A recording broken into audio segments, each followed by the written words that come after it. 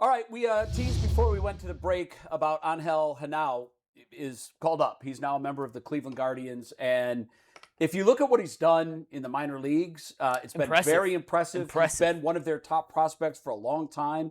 I'm glad to see that they're going to bring him up so we can see what we have with this guy. Let's start to find out. It's clear that the current group that we have just isn't getting it done. He hit 300, I believe. Yep. His OPS was around 900. If I'm not mistaken. 860-ish? 860, okay, 860 OPS, 875 according to this stat. He's shown some power. He seems to be a guy that is major league ready. We're going to find out. Some of these guys tear up AAA. They come up there, and that first time, and it can be difficult for sure. We saw Bazana really struggled early on when he was called up. What's his ceiling? Now? Yeah. Pretty good. I think there's... Is he an all-star?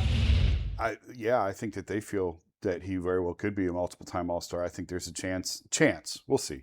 Yeah. I think there's a chance he's the everyday shortstop next year, and Rocchio's at second, and Bazana's in the outfield.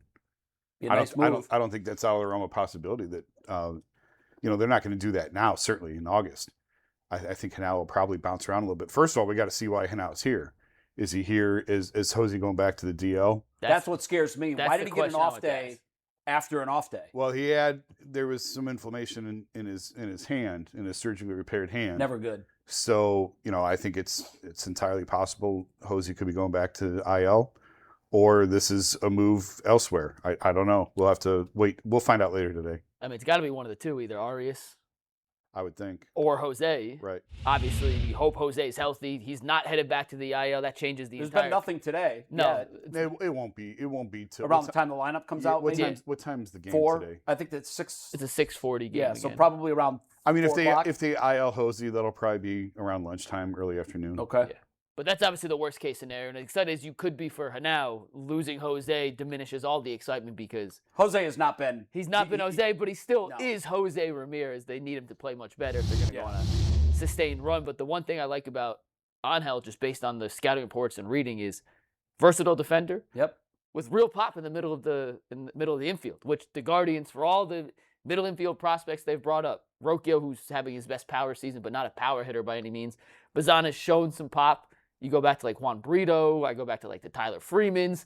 All those guys didn't have that super plus bat outside of Bazana in terms of a prospect that we could really get excited about as maybe a middle of the order part in the middle of the field. And this guy projects, keyword projects, because with prospects, we don't know. Projects as a guy who could be a 3, 4, 5 hitter in this lineup for a long time to come with plus pop and a versatile defender. So hopefully he turns out. I'm very optimistic that he can be an all-star. I'm optimistic that he can be a stalwart in this lineup for years to come. I want to see what he can do at the major league level. I also want to see Ralphie Velasquez. I want to see. I thought he would be next, to be perfectly honest, guys. I thought he would be next. Yeah. I understand because of the way things have played out that it's Genao, and I'm ready for that too. But I would like to see Velasquez in the next couple of weeks too, because a lot of times the team needs something. It needs a spark right now. They need badly. a spark. They need a spark. And I know it was just one game. Adele seemed to provide a little bit. 2 hits. In his very first at bat, he was stranded on base after getting his first. He was 2 for 2, 2 for his first 2 as a Guardian. But he learned right away that this team's problem is hitting in the clutch. And I'd like to see him in a more meaningful position where he could come up with guys on base. I would like to see Genao get a good chance. I'd like to see Ralphie get a good chance. They need a spark from somewhere. It's got to come from outside. I don't think it's going to come from Jose. I think we've seen what he is since he's come back. It's looked much like it looked like before. He had a big chance the other night, first and second, ground ball, double play. Next time he comes up, runners in scoring position, runners on base, he pops up. Everything has been feeble and weak. He doesn't seem to have the same drive and pop. I don't know if it's the hand. I'm hoping it's the hand, but it's clearly something. I would like to see Genao get a nice little run here, and hopefully we do get to see that. And as for the lineup, I think you're right. That's probably what they're going to do is if he sticks, he'd have to go to short, and you would move Bazana to the outfield. But there was some talk about that when he was in Columbus, I think. They were saying Bazana might have to go somewhere Bull's to the been outfield. saying that even as a draft prospect, his friend Mike Farron, who's been on the show a couple of times, thought Bazana projected better as a corner outfielder than a middle infielder. And we've seen some of the defensive liabilities from Bazana. I mean, in every this ground short ball's stretch. an adventure. It's a roller coaster. He's not great. He's not great there for sure. But he's there for now. You're not going to do anything drastic in the middle of the season like this with 2 months to go. So Bazan is the second baseman for now, and then we'll see how they handle this. But if Genao comes up and separates himself and shows that he's major league ready, they've got some hard decisions. That's a good thing. I think the message that was sent, and I don't know if this was intentional, it's probably an unintended consequence of the move with Manzardo. But I got to tell you, I was really shocked by that. You, in essence, you take away some of the pop that you gained in the trades. Like Lowe and Manzardo are But equivalent. you've been killing Manzardo for a month and a half. I have been. So I'm surprised that you are surprised that he's down. Well, I thought you'd be celebrating it. Here's what I'd like to see. I'd like to see Manzardo get a run as an everyday player. I hear you on that. And it was like an epiphany, guys, when I was watching the game last night. I'm trying to ask the question, why is it that no one has had sustained success? Which player in this lineup has had sustained success this year? I'll wait. None of them. None. Rocchio's been the closest. Rocchio's been okay. Rocchio's the one guy that's been put in pen. Yeah. At least at shortstop. He's been your most consistent guy. Now, he's been all over the lineup, including cleanup hitter. Yep. But he knows when he shows up every day, I'm going to go out and I'm going to take my spot at shortstop. Outside of him, nobody has anything written in stone. No. And everybody's results are the same. They're mid. They have periods where they rake, and then they have periods where they look like they've never played baseball before. And my common denominator is it's because nobody knows where they're going to be. That there's a lot of uncertainty that goes with that. And I have been down on Manzardo because I expected way more from him. Yeah, I did too. But I'm starting to look at the Guardians for his struggles more than Manzardo. That's why I can't wait to see what Bo Naylor does if he does get the opportunity to be the everyday in Milwaukee. What does he do when he has a manager that comes to him and says, Bo, I believe in you? Bo Naylor is a good hitter. He's proven that before. He can hit, I don't want to say a good hitter. He's proven that he can hit major league pitching and can do it with power.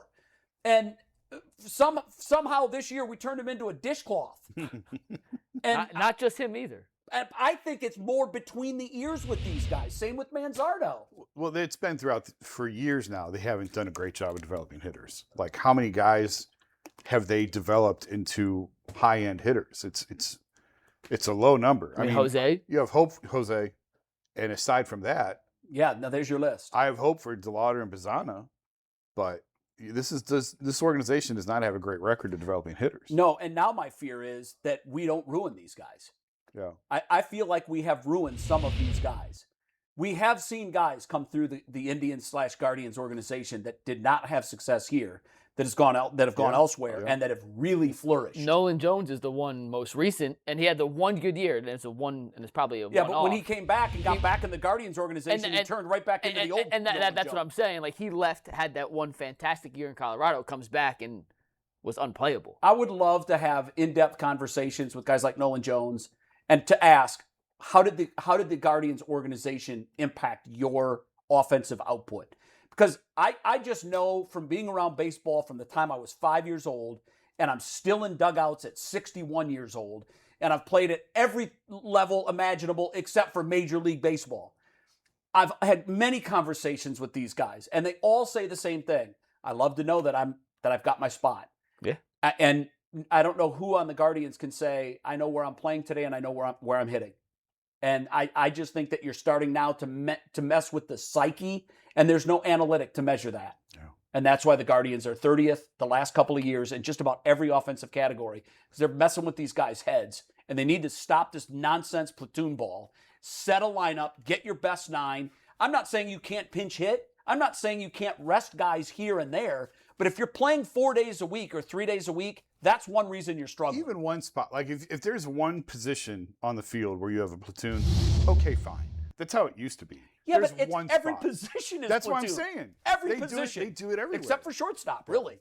And That's Bazana. Yeah, Bazana's an everyday second baseman, but outside all of that. All throughout the outfield, it seems to and be. First and third, catch, everything. It's like who's pitching? If Hosey was healthy, it wouldn't be. I like what Mike Hargrove said. I asked him about this not long ago. He was in Cleveland. Well, it was more than a year ago now, but when he was here for the for the Cleveland Sports Awards, I'd asked him about the platooning and all that. And it's like, no, you don't. He would never have done it. You pick your best hitters and you bat them in the same order every day.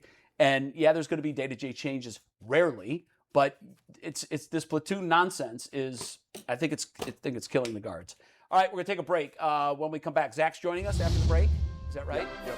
We're turning to the Browns to talk all things Cleveland Browns. Well, do you think we'll talk quarterbacks? I think we'll at least get one question in. Zach is saying, please, no.